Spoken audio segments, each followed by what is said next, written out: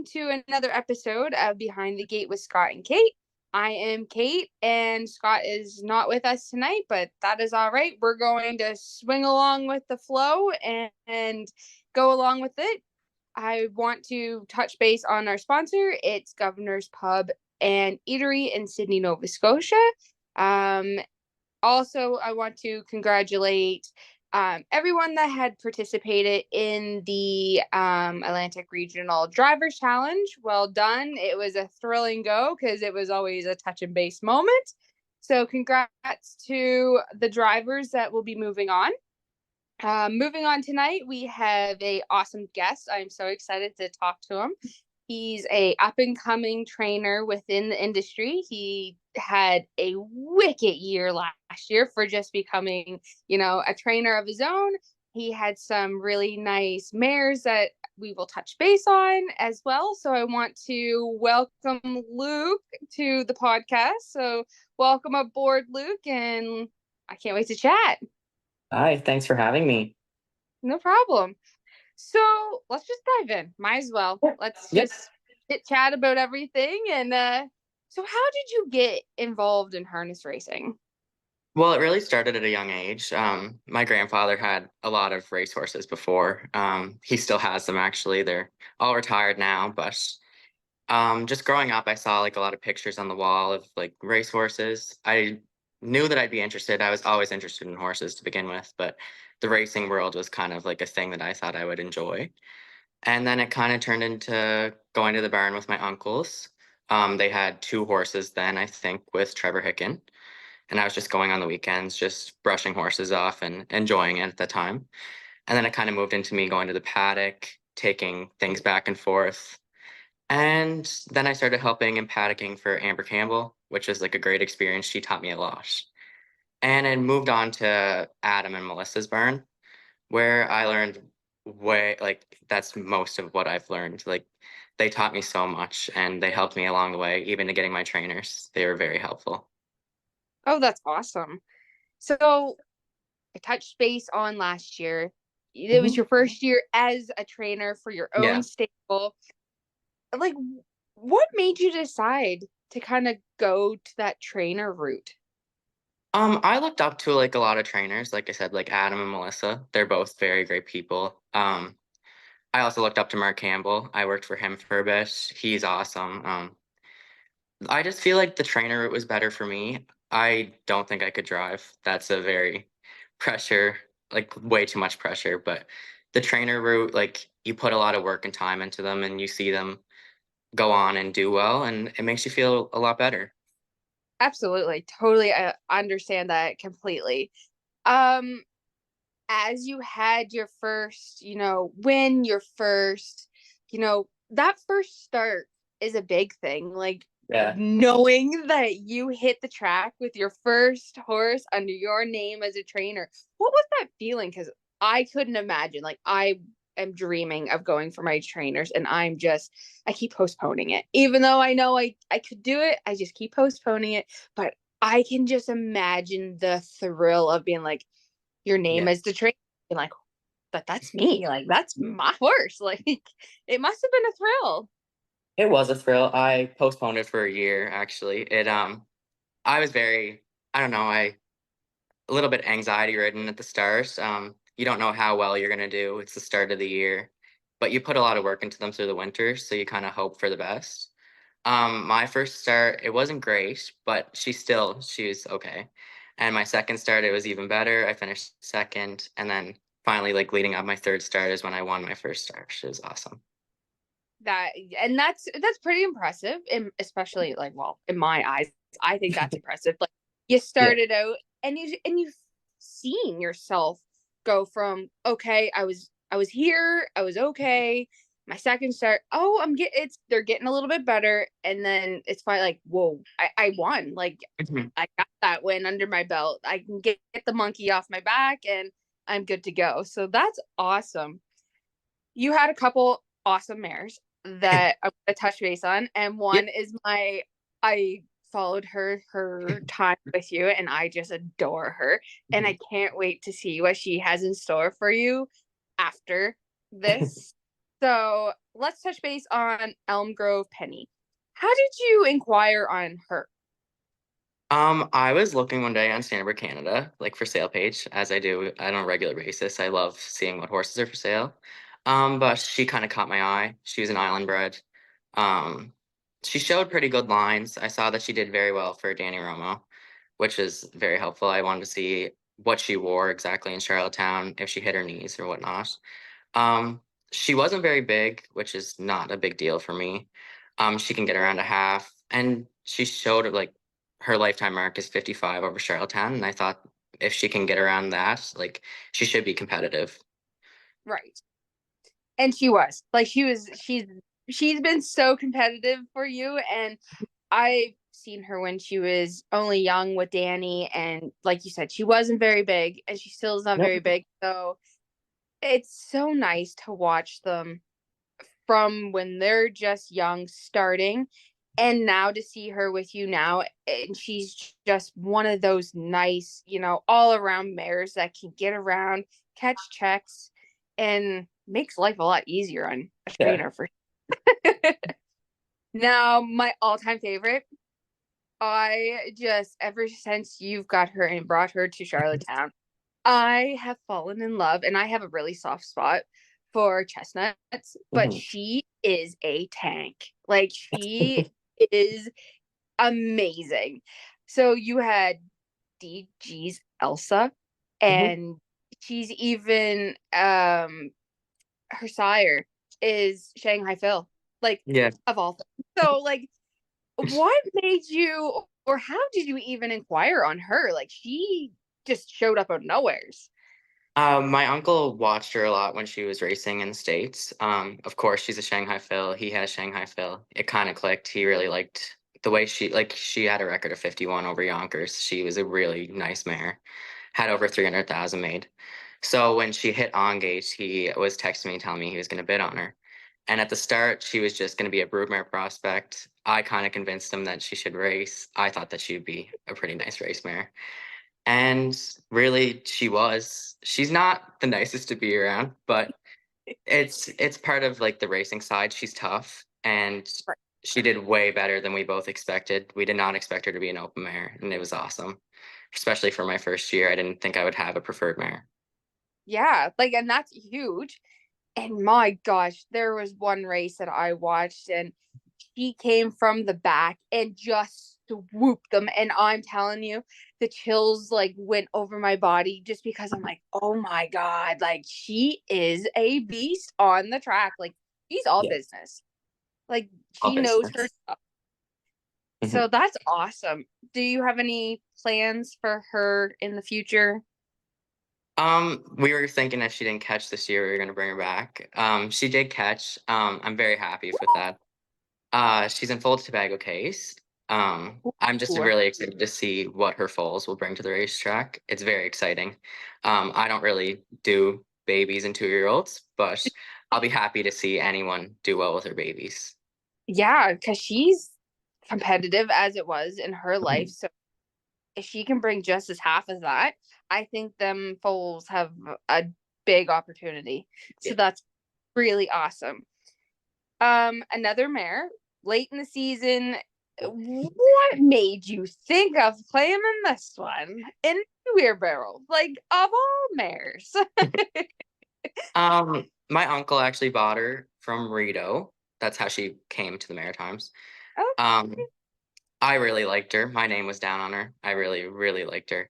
I was only young, so I didn't really get to keep her. But my uncle sold her, and I wasn't very happy about it. But um, I just thought that she could be competitive. LASIK's program really helped her, uh, and she could finish way better with LASIK's.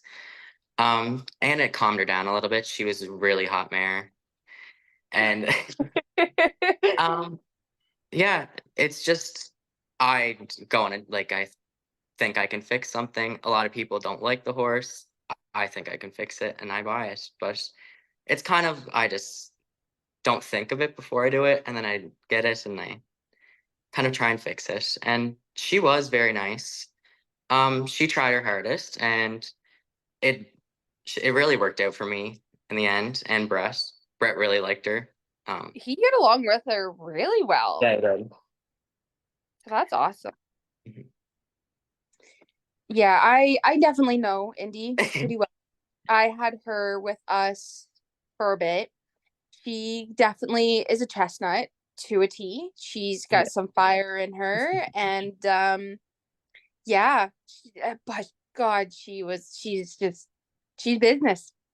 And Yeah. most mares seem to be business out on the track, but Mhm. she didn't care who she was racing with. She was all for it. So Yeah. that's awesome. And it's so nice to see her, you had her before Hmm. and now you have her again. So it's kind of a nice little touch to there as well. Yeah. So this year you have a horse, One Rock, Hmm. and he's been doing pretty well for you. So Yeah. how did you get wrapped up with him as well? Again, I was looking on Gate. Um, I saw him posted. I talked to Nick about him. He's a very nice gated horse. He goes very nice. And he showed 57 here, 55. So I just kind of asked Nick like exactly what he wanted for him. No one was really bidding on him. In the end, I bid once and then Nick bid again. He didn't know it was me. And I finally ended up texting Nick and he said, if you want him, you can buy him. So I took him myself. It kind of worked. It really did work out in the end. He's such a nice horse. I haven't had a gelding in so long and it's a nice change, really. Absolutely. They're fun. They're goofy. They bring a different, light to the stable. So it's nice to have one around. And he's been working really well in your favor because Yeah. he raced here in Truro and he was awesome. Like he was sharp. So it was nice to see. And then you raced him in Charlottetown after that and he was still on game. So Yeah. that's really good. I'm glad to see you're having so much luck with him and hopefully it continues. That's for sure. Yeah, it definitely wasn't expected, but I'm just happy because I own it with like one of my best friends, and it's just nice to see him do well. Exactly. And having fun with your friend in the game is the best. Yeah. So, ups and downs, but you know what? At least you have that friendship to, have that fun with. And, Yep. the lows, you both are in the lows. So it's always good. So you've mentioned a few people that, you've talked about for mentors. Has there been anybody else besides, Adam and Melissa and Amber and Mark that you kind of, also have kind of went down the path with them as well? When I was working at Ronnie Gass's with like Adam and Melissa, Ronnie Gass, obviously, he played a very big part in like me learning. He's a very great mentor, especially like racing side, broodmare side, just everything. He knows a lot. He's just a book, really. And Corey McPherson, he's also a great trainer. His stable's doing very well right now, and I learned a lot from him as well. I paddocked for him a lot. That's awesome. Yeah, we had Corey on and it's so nice to see everybody going and people taking the leap to move and do their own thing and being so successful at doing Yeah. that. So it's really nice to watch everybody move along.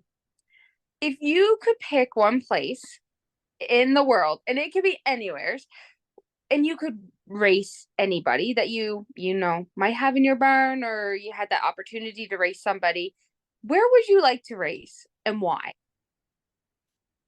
I think I'd really like to race in the Meadowlands. I don't know. It's just nice to see, like, watching it on TV. It looks like a beautiful racetrack to race at. A lot of people would say Woodbine. That would also be a great choice. But I feel like Meadowlands is just, it seems so far away, and there's so many competitive horses there that it would be great to just race there at least once. Yeah, like the atmosphere just seems like it would be like top notch, like and meeting people that you see on TV that don't usually see. Like in Woodbine, Bob McClure or James McDonald, those sometimes come up for the Gold Cup and Saucer. So you see them, but you don't see like Dexter Dunn, like Yeah. out of no.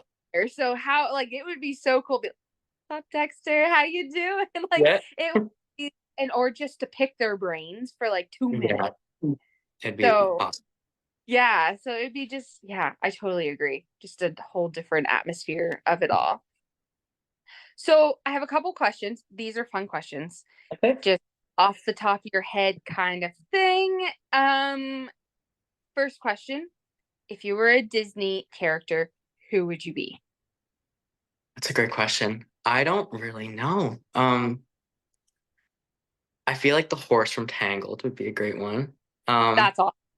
That yeah, is he has a little bit of attitude, but yeah, I think that was great. I grew up watching that, so I think that would that's be yeah. that's I never even thought of Tangled. Oh my god, that's awesome. Now you say it and it's like, oh, I gotta go watch it. um, what is your go-to kind of show or binge show that you would watch on like Netflix or Amazon Prime or whatever? Great question again. Lately, I haven't been watching a whole lot of TV. I watch a lot of TikTok, a lot of racing videos. It kind of just helps me think of what I can change on a horse. Uh, I'm always thinking about horses, obviously, but just like quick little things that I could think I can do to help a horse or make them more competitive as a racehorse is a lot of videos that I watch. Nice, I like that. Do you have okay, this is the and be bluntly honest with this one. Do you have a talent that anybody doesn't know about? Not that I can think of, really. Oh man. I'm waiting for that one person to tell me that they No. sing in the shower and no one knows. No, I don't think that's it, but there could be, but I can't think of one. Awesome.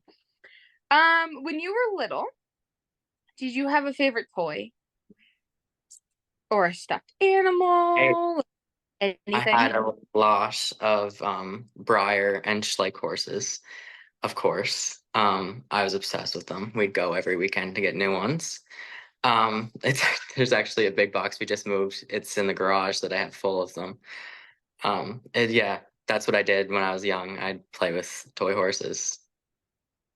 My God, you sound just like my child. Her bedroom. I Full. don't think anything but toy horses in her room.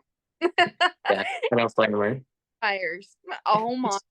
Every time she sees a new one, Mom, gotta get this one. I'm like, where are you gonna put it? You got enough in there. So I No. totally Yeah, I was the same way. if there was one item that you couldn't live without, what would that be? Hmm, another good question. I think my car right now. I travel everywhere. I have two horses in different places. I'm going back and forth, especially being a trainer. I need to be able to get back and forth between them. And I live so far away from everything right now. So just my car, I would not be able to live without it, especially like I don't know how my parents dealt with it before when I had horses and they were driving me around because I find it absolutely crazy now. Yeah, absolutely. Last question is what is your go-to pizza? Great question. Barbecue chicken pizza, actually. Yes, my fave. And I put on the back burner because Andy, every time I always order a barbecue chicken pizza. Yeah. Andy's always like, it's not as good as Cape Breton ones. And I'm always like, barbecue chicken pizza. It doesn't matter where it is. It's the best kind. Yes, I'm a that's my all-time favorite Yeah. barbecue chicken. Perfect. We got to have one at some point. Just Yeah. eat it up. Awesome. Well, thank you for joining me tonight. And yeah, I can't wait to see how you keep continuing this year for your trainers and watching the rest of your stock go. And so thanks for joining me on Behind the Gate with Scott and Kate. That's episode 28. And our sponsor is Governor's Pub and Eatery in Sydney, Nova Scotia. we have a few upcoming guests. We have Dr. Ian Moore. We have Landon Campbell. He's going to talk about his first trainer's win, which was not that long ago. And then we have Bill O'Donnell, Wally Hennessy, and we also have Bob McClure that's also on the table to come on and chat with us. So thanks everybody for watching, and thank you, Luke, for joining me and talking about your awesome mares. And I cannot wait to see Elsa's foals. So keep me posted. So yeah, thanks everybody for watching, and we will be back with another guest.